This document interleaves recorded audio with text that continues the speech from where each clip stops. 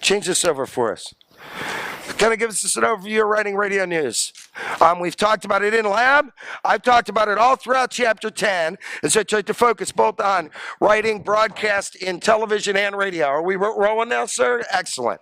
So, Chapter 11, radio news. Do I expect that you read the material, this chapter? Did I Yes. I demand it. So if you didn't read it, I'm going to miss some stuff that could make the difference between you getting an A and a B on this assignment. And so read the chapter. I demand that you read it because I can't cover it all in 55 minutes, 40 minutes, 45, whatever. All right. So today I'm going to talk about radio leads, radio structure, gatekeeping and news, broadcast research, handling sound. That's just my way of doing an overview. And again, you guys are like going through careers in this class, right? And I mean, after going down to Z&D, Maggie loves Z&D. Again, she's my 11-year-old girl, plays Uganda.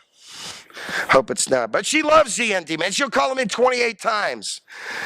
On Friday, did I tell you guys we played You Don't Know You're Beautiful. That's why you're so beautiful. Everyone else in the room can see it.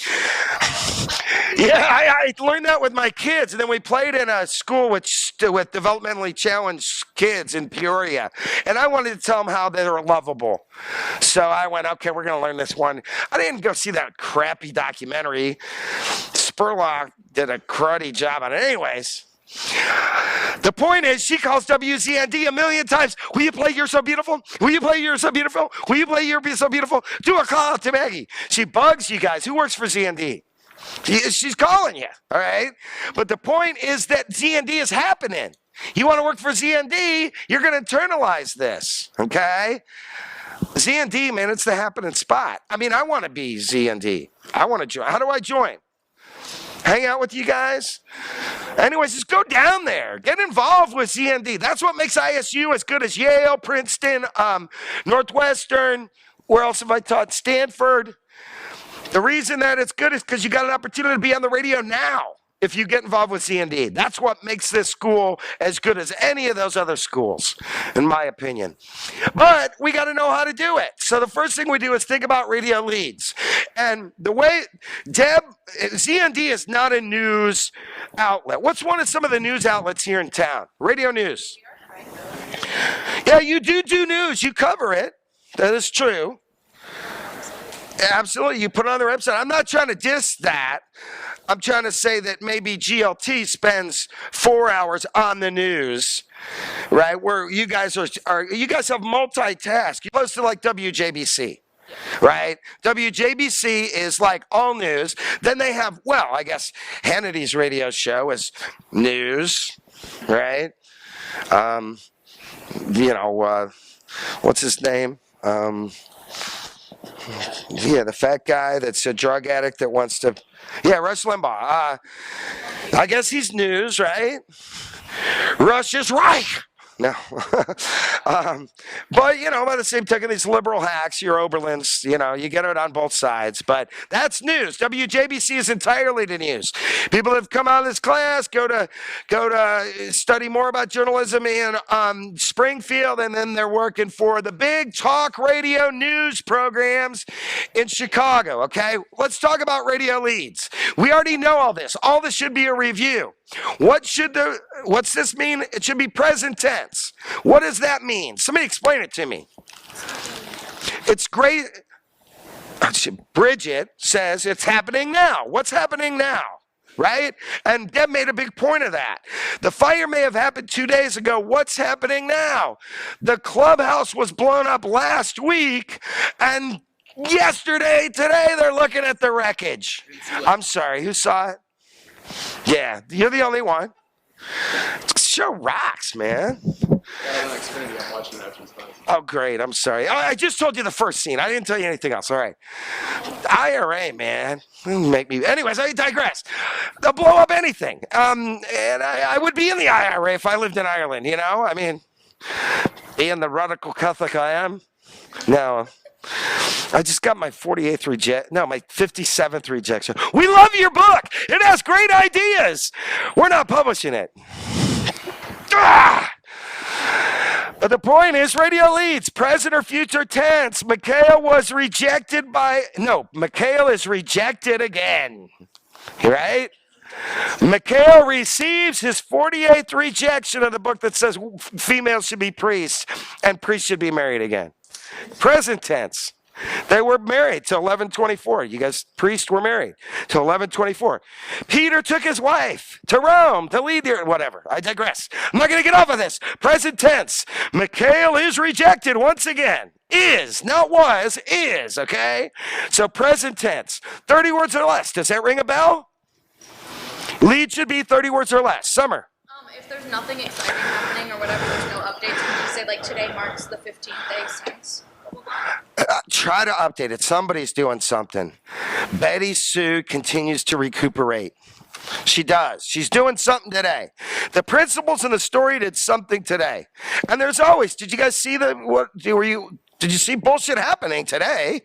In order to fill up 24-hour news, they'll invent frickin' news, right? They'll get a production assistant to walk in front of traffic on Fifth Avenue just so they have a story to cover. They have to fill it with something. So make it present tense. Do whatever you can to make it present tense, okay? You get the point? Continue to rebuild, all right? Continue to recover. Continues to go to class. You know what I mean? Whatever it might be, try to make it present tense. Attention-grabbing short sentences. Again, no long appositives. If it's an independent clause, treat it as a what? Somebody raise your hand. You said it. If it's an independent clause, treat it as a sentence. Give it the respect to treat it. Put a period after it. Don't put an and or a conjunction or a comma and a conjunction between two independent clauses. Make it simple, right? Simplicity. Doesn't mean that we're simple listeners. It doesn't mean that you're a simple writer. It means when you're writing for mass media, make it simple for us because we only get one chance to hear it. Less dense than print. Now, I want to say this. In your radio and television lead, do not put all of the news elements in your lead. Write it down. Do not put all news elements in your lead for broadcast. Why not? Yes, sir.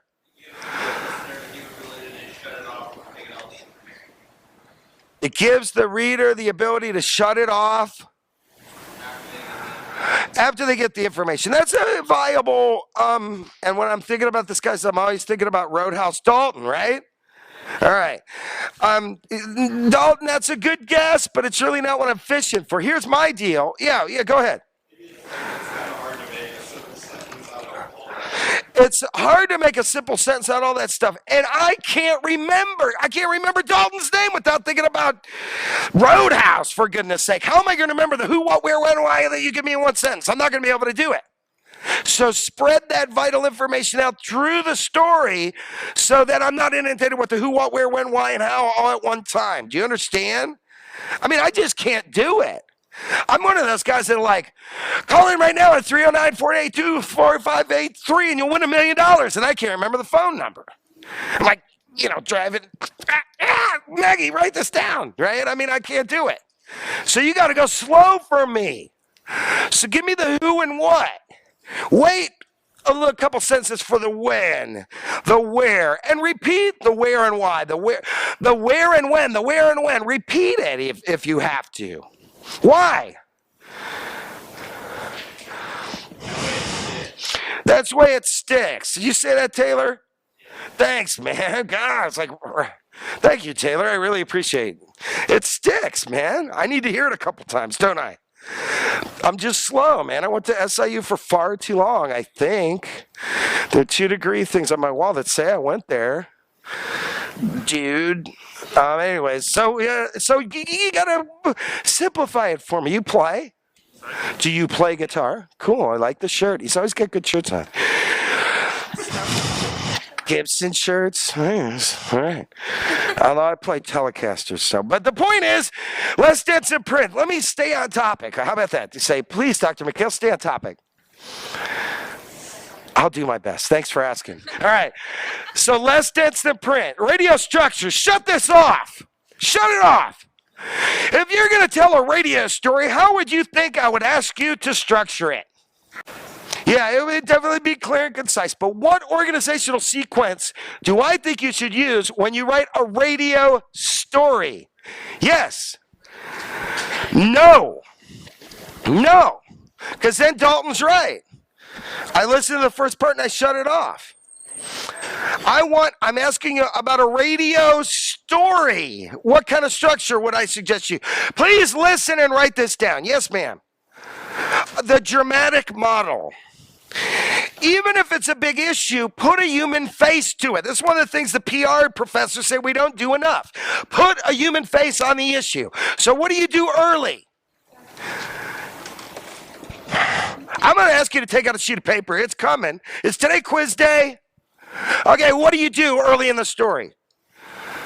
Raise your hand. Yes. Damn it. Yes. Oh, man. Okay, take out a sheet of paper.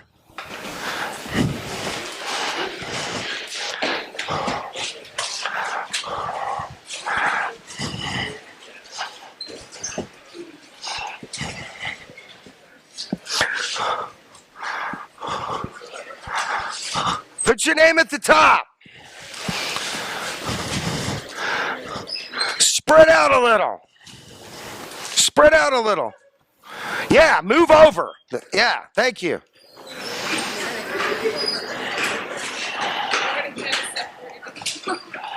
You two, I got my eyes on you.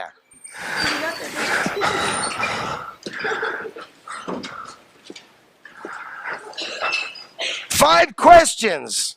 Identify the elements of the dramatic model that I talked about the first day, the second day, the fifth day, the 10th day, that I've showed up on this board, a model of it 9 times. Actually, why don't you write the model? Draw the model of a dramatic development narrative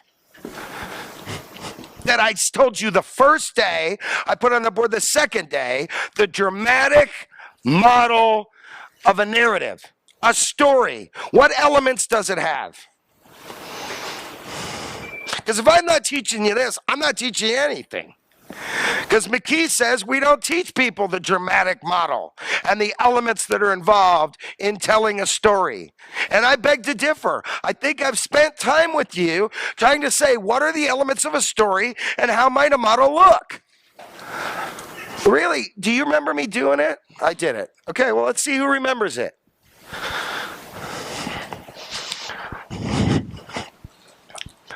I tell a story. There's a dramatic model.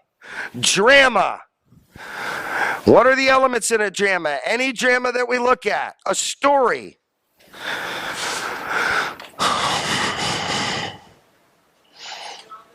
Yeah, that'd be awesome. I'd be super impressed. You'd get 100 on it. Okay?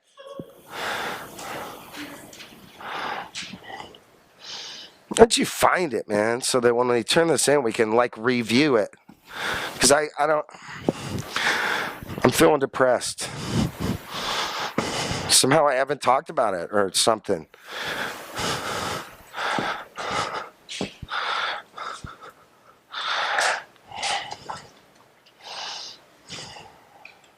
You also do in a radio story. Yes. Start a dramatic question.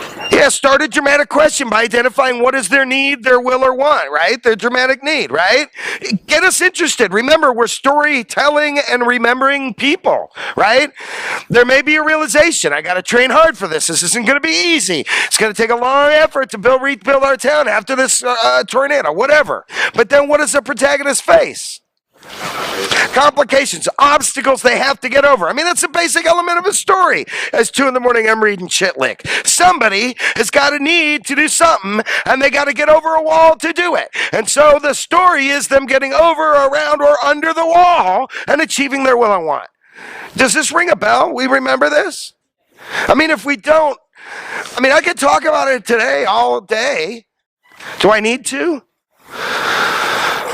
So, my suggestion is when you write a radio story, that you tell us a story. And that assumes using drama. So what might we do early in our 1-minute radio story? Oh, man. Oh, gosh. You guys aren't doing this? Yeah, go ahead. Introduce the protagonist. Now remember, I talked about a hybrid in feature writing where I said also throw in some news values. This wounded veteran is not alone. 28,000 other veterans face the same dilemma. Then talk about their will and want. All they want to do is be able to walk again, okay? But they face a lot of challenge doing that. The VA. Then after that, a complication might be the physical therapy that the VA offers is hard to book and it isn't very plentiful.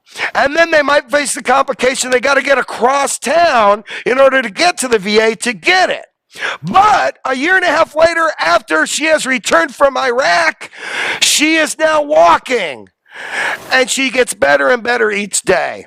So as she pushes that cart down the aisle, she's grateful.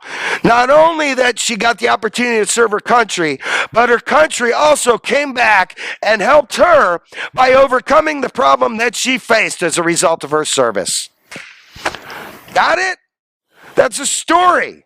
You give us an inverted pyramid story with facts and figures about military people coming back and the military problems faced by the military. We're not going to remember it. You understand why it's so important to put a human face to it? To tell us a story about a human being.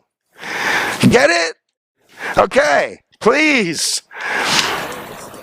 You get it. So, how am I going to say, I don't know, how many people organize their radio story this way? All right, that's good. Do what you can to tell us a story. We do not want an inverted pyramid story. What does an inverted pyramid start with? The most important detail. Yeah, and what kind of lead? A summary lead. Do we want a summary lead for radio? No, we can't handle it. Yes, ma'am. Why would you do if it's like a fact and you're kind of write it? Yeah, the people at DuPont spent a long time trying to figure out this problem. They figured if they could overcome this engineering issue, they'd solve the problem. Now, in trying to develop this new kind of can opener, they faced a number of problems. One thing was trying to get the engineer to put it correctly. The third thing was international patents. They had to get 2 patents from somebody else. But in the end, they have the product, and now I could buy the new Dyson blender or I'm now on, what is it, Oxygen? Is that her? Oh, Oprah, okay. She will look at an issue that's got to do with, I don't know, all kinds of stuff, rape, incest, homelessness, dependence on government programs, whatever it might be, lack of education, people caught in, like where they don't feel that they can grow. And she'll look at one person and look at their story, and that one person's story is representative of a whole segment of the population. Do you understand what I'm saying? But I'm not going to, you just blab some facts. I'm moving. I'm hitting play and I'm listening to the newest Springsteen again. Or I'm listening to Green Day again. I'm not going to listen to you prattle off facts to me. You want to tell me an interesting story with my drive time, I'll listen to it. You want to prattle off facts? Man, I got the latest Michael Franti to listen to, man. Do you understand what I'm saying? Tell us a story.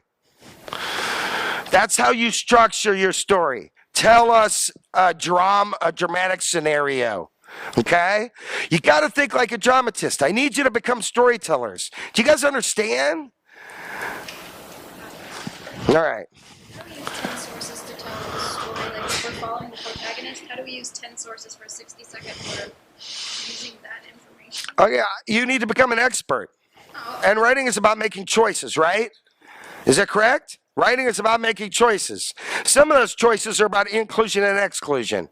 In the writing process in chapter 3, I clearly stated you need to know way more than you're going to include in your story. So, I mean, these are like secondary sources. They're not. Yeah, these are just where you went to learn about the issue. I mean, I have a stack this high of books about Francis of Assisi.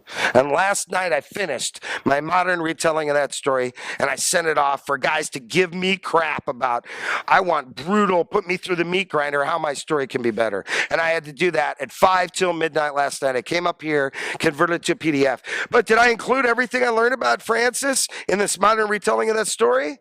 No. I had to leave a lot out. There's a whole stack of note cards about stuff I learned about it back in 1200 that I can't include in 120 minutes. Does that make sense? So you're learning as much as you can from 8 sources, and then you include the most salient things. Salient. That's a good word. How about the word for the day? What does salient mean? Yes. Important. So you have to make that choice. By no stretch of the imagination do I believe that you can take everything in 8 stories and put it all in a minute story. What I do believe is you'll become such an expert, having this much knowledge, you'll know how to include this much. Does that answer your question? It's a very good question. But I got to know more so I can pick and choose the best stuff. I mean, and you know, the example, I had to ditch the scene where in the 12th century, this wolf, so many sources that you've got it from 3 or 4 sources, so you're not citing anything. You see what I'm saying? Does that answer your question? It's for you to become educated on the issue so you become an expert. Does everybody understand that? So only include the ideas or the facts or the dramatic model. That's clear to everybody. And that's why talking about it at the beginning of class, I wasn't just talking about it for my good. I want you to become a good storyteller. Okay? And that's the essence of a story. Remember Mikhail losing his keys? Remember? There was a story. Otherwise, we wouldn't really remember it. Okay? Everybody understand this. And we should have understood. Well, no. We're on the right track. We're doing good. Okay, now when I talk about radio writing, I'm going to kind of change topic for a second. You perform a gatekeeping function, okay? This could be, you might want to write this down because this is a theory we should know. And what is this gatekeeping function? What is that? Yes, ma'am. Pardon, I'm distracted by her lovely hair. What did you say? That's right. A gatekeeper decides who comes in and out of the media. You have the power as a radio person to decide what merits attention, right? You are telling the public, this merits your attention, and when we don't talk about it, but you as a radio person perform a very important function because you say to the public, this is important.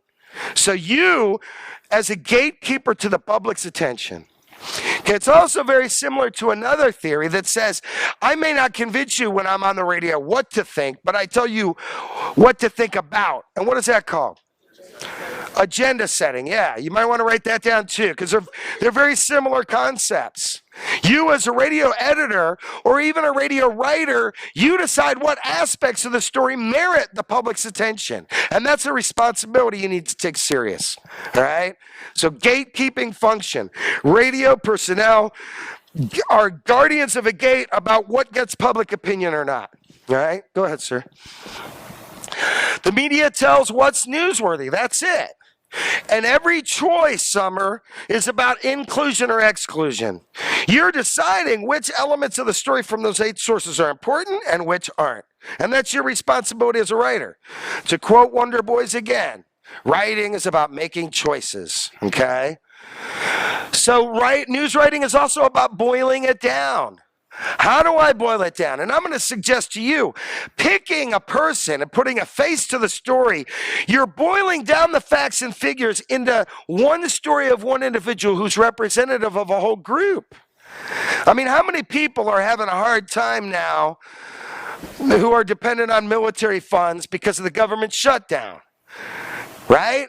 Well, if you tell the story of one person who's suffering from the government shutdown, they become representatives for hundreds of thousands. And early in the story, you might want to point that out, because what is that called when you say this applies to 250,000 people? You're highlighting the news, the significance, which is one of those news values. Okay? So remember, protagonists, what they're willing to want is something about news values, then look at the complications that they face. And then in a climax, either they succeed or they don't, and then life returns to normal in denouement resolution, albeit changed. Okay? So you got to boil it down. And you also have to decide what is most important. Is it the who? Is it the what? Is it the where? Is it the when? Don't give us an inverted. How many people understand you do not use a comprehensive lead when you write for radio? How many understand that? No, why not? We're overwhelmed. It's too much for us to digest. Even somebody like me with a 96 IQ. No, I mean, it's too much for us to digest. So spread that stuff out. Which is the most important? And if it's really important, tell us twice. Man, I want to get the free tickets to the Thunder game, but tell me twice where I get them and what time, all right? Because I'm slow, man. I'm distracted. So what is most important? Those are what you're deciding and their gatekeeping function. There is broadcast research. I mean, there is a certain demographic that's served by WJBC. And who wants to know who listens to WJBC? WJBC wants to know who's listening to them, but who else wants to know? Yes. The advertisers, that's right, because they want to know who am I going to be able to reach through my advertising if I go to WJBC. And the advertisers for WJBC may be different than the advertisers for GLT. Or what are the rock stations here? I always listen to DVD or CDs, so rock stations? 96.7? iRock, okay, well, they have a different broadcast research that tells them they have a different group of listeners, and thus advertisers who are trying to reach that audience, you're going to hear a lot more bar ads probably on the bar ads than you do on JBC. Okay, do you understand? Because that research reveals what's the target audience I'd be reaching if I use this outlet. So broadcast research relevant, it's not going to be on the test. Go ahead. The AP wire. A lot of times, radio news will rely on the AP wire. They subscribe to the AP wire, and that gives them the right to be able to use AP information and stories. Okay? So you can misappropriate if you pay the AP to misappropriate. What is the definition of misappropriate? Yes. Relying on one source too much. If you pay for AP, you have the right. Your station has the right to misappropriate. And that's on the test. It's number 12. We looked at the test earlier today. Misappropriation, relying upon too much for any one source for information, okay? But if you subscribe to the AP Wire, do you use it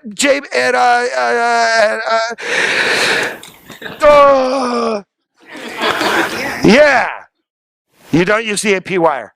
Okay. We use it at the NPR affiliate in Peoria. They use it at the NPR affiliate in Peoria. It was that slow day where we were picking up in.